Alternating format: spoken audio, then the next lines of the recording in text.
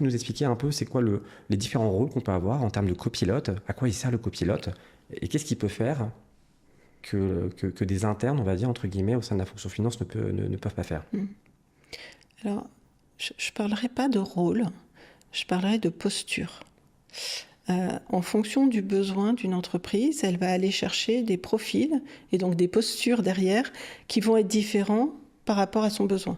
Ça peut d'ailleurs être la même personne qui ne prend pas la même posture parce que la mission n'est pas la même. Et moi, ça m'arrive de ne pas avoir la même posture parce que je travaille soit directement avec la direction générale, soit de manière plus opérationnelle avec la direction financière, donc ça dépend de la mission. Si on prend l'exemple d'un operating partner, pour moi, on va être dans une posture d'operating partner quand on va être dans le très hands-on, très opérationnel, dans le concret avec les équipes. C'est l'exemple type d'une structure qui a besoin de faire un gros nettoyage de son passé.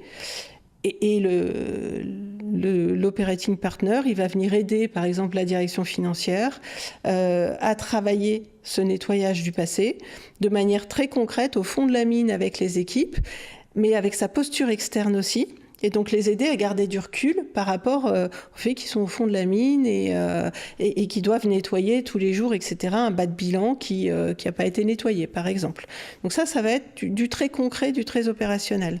Un sparring partner, où on va parler d'une posture de sparring partner, quand on va plus être dans un accompagnement à un niveau plutôt direction générale ou du directeur financier,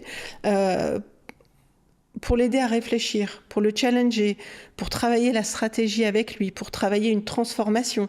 Donc l'aider à garder cette visibilité, à être challengé, de manière à... Et c'est souvent quand on est en train de faire un gros changement dans la boîte, des choses très structurantes, d'ailleurs très transformantes plus que structurantes. Là, on va chercher quelqu'un qui va donner cette visibilité.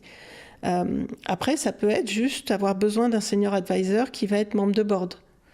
Un membre de board indépendant et qui, lui, vient accompagner la boîte avec son expérience et mettre son expérience au service de la stratégie de la boîte et de sa gouvernance.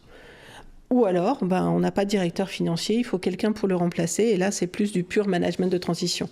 Ça peut être exactement la même personne. Sa posture ne sera pas la même, son accompagnement ne sera pas le même.